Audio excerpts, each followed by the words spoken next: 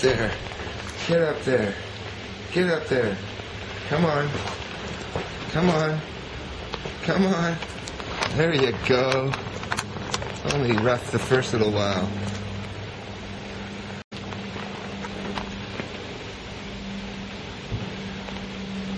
Got a little dry spot, did you?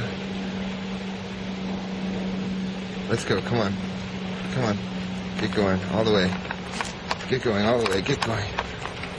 Good boy. Let's go check the garage. Left, left, go. All the way. Come on. Keep going. That was a bit weird, wasn't it? Okay, let's go. Come on.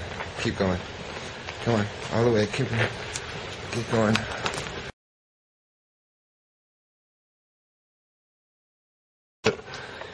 When I went and looked at this bike, and I look over the bike and I look at the nuts like this here, and I see, I used to collect stamps and coins, so I look for things like planchet or whatever you call those things.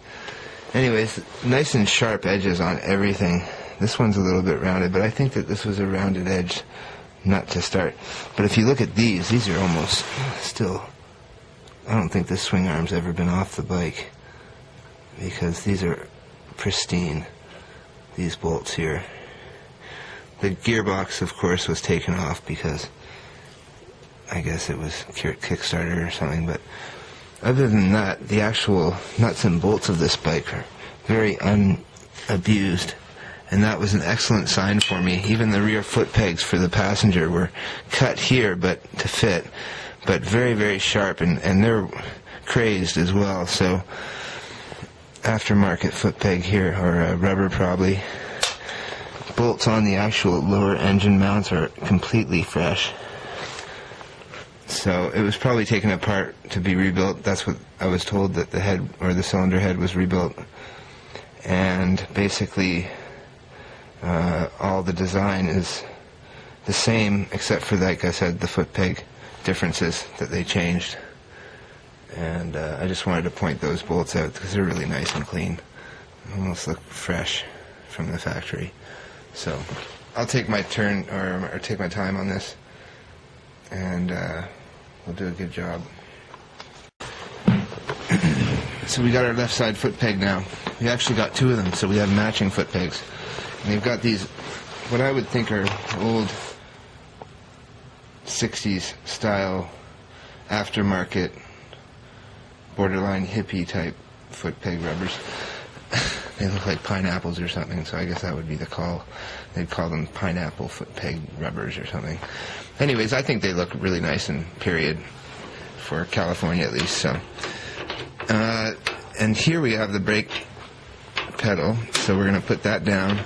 We're going to carefully put on our foot peg, and hopefully we have a match. And there we go. So the resting foot peg position on its half cut, because these foot pegs have this half cut on the side to position them, somewhat like a Triumph. That is the position we have. So, looks quite far forward, but I think that's pretty normal. I'd have to take a look at some pictures of Victor's of this year, 67. But it might have the wrong foot pedal as well. It might be a bladed one that it needs. I would also say that some foot pegs have been modified so that they've had this edge cut off completely, and they're just a small stub pad in a rounded shape. Now, if we look at the other side, we have pretty much the same position on our foot pegs, whereas the later foot pegs on the 441s were offset quite a bit, like on my bike, this one.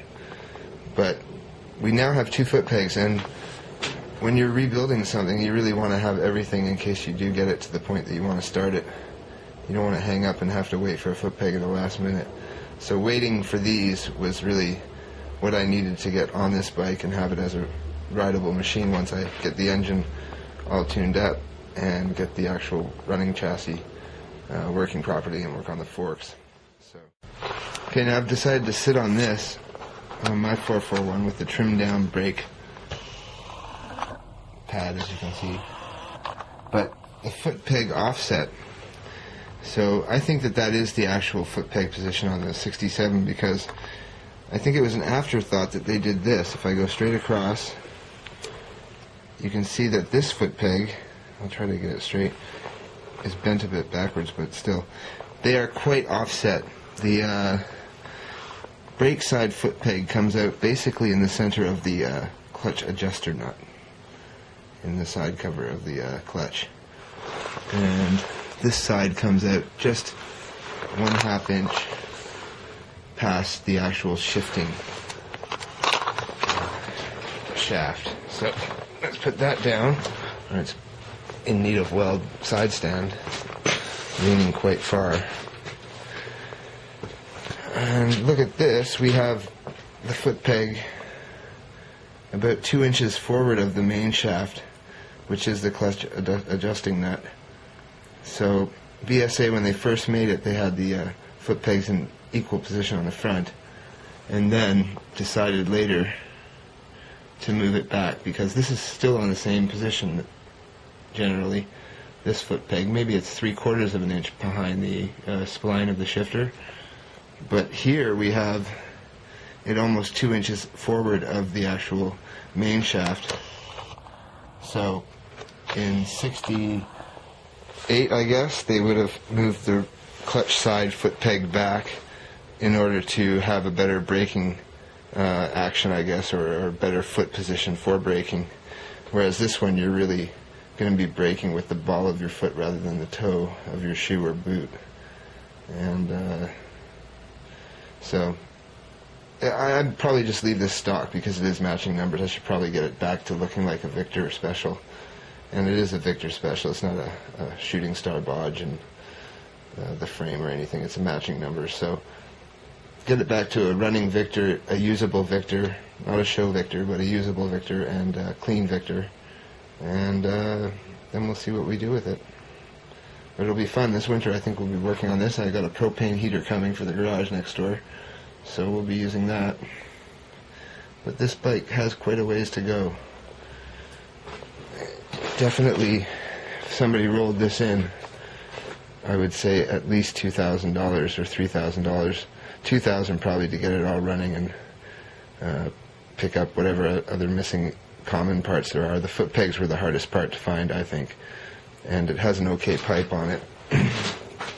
Very suitable pipe. Very good shape. The case has not been abused at all. So, and if anybody knows what these are, I have 2 of these. They have some slight edge. You could probably file those off.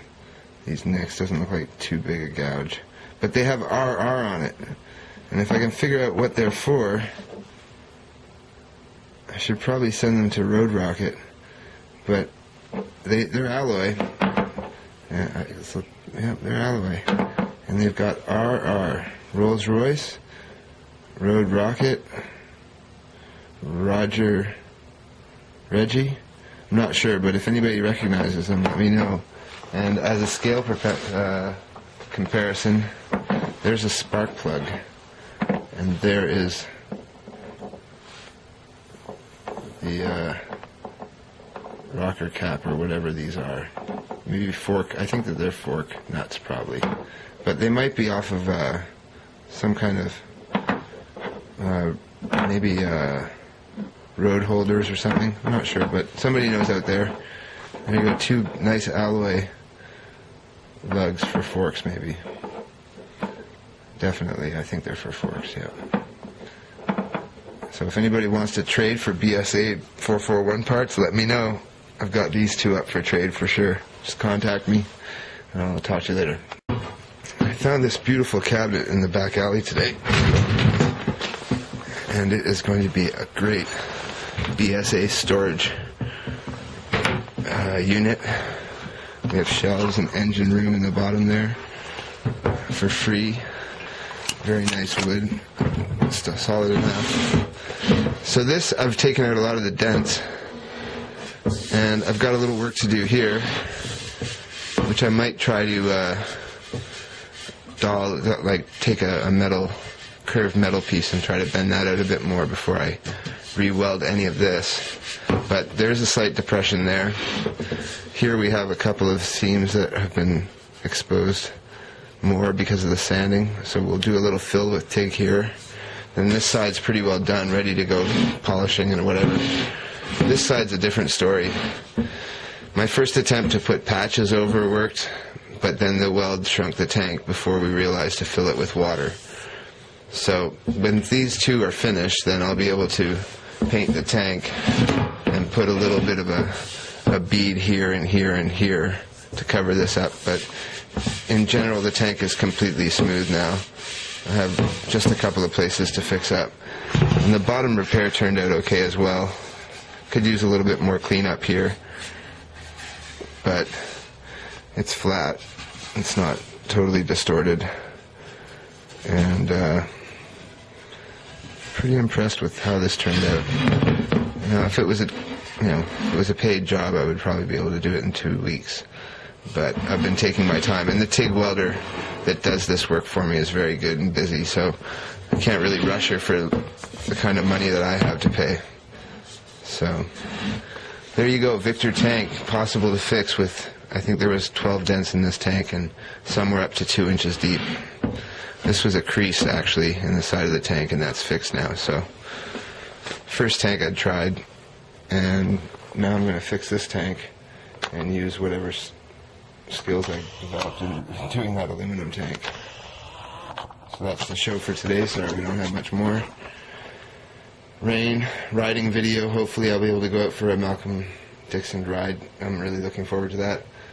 And take the Harley out up into the mountains and get some tourists to film it while I'm on it and see how it handles from a perspective view of that. So have a good week, guys. Go start your bike at least, and I'll talk to you later. Bye. Well, I've been working today also on the skid plate for the Triumph bobber.